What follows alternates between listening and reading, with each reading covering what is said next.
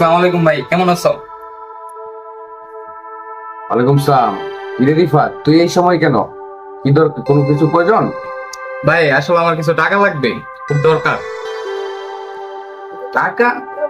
এখন আমি কোথায় টাকা পাবো? আমার কাছে কোনো টাকা নেই। আর তুই যে আগে টাকাগুলো নিছিস, সেই টাকাগুলো কি করছিস তুই? তার কোনো হিসাব আমার কাছে আছে? তুই আগের টাকার হিসাব দে, তারপরে আমার কাছে টাকা চাইতে আসবি। আমার কাছে কোনো টাকা নেই, বুঝতে পারছিস? ভাইয়া আমি সব টাকার হিসাব তোমাকে দেব।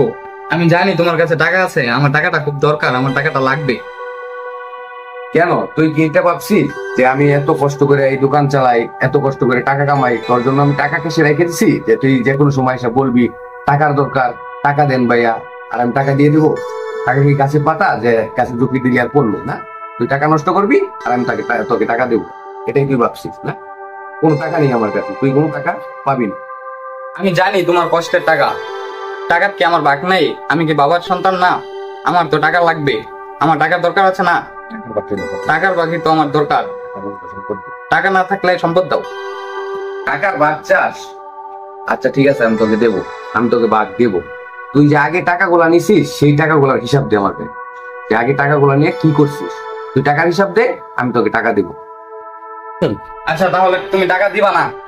আচ্ছা ঠিক আছে, তাহলে আমি যে পারি ওইভাবেই আমি আমার সম্পত্তির ভাগ নিয়ে যাবো। ঠিক আছে।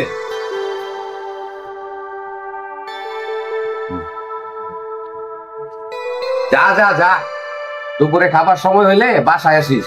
তুই যে কত দূর দৌড় পারবি সেটা আমার জানা আছে। যা, এই পর্যন্ত কত টাকা নিছিস সেগুলো আগে হিসাব দি, তারপর তোকে আমি টাকা দিব। এর আগে একটা টাকাও না।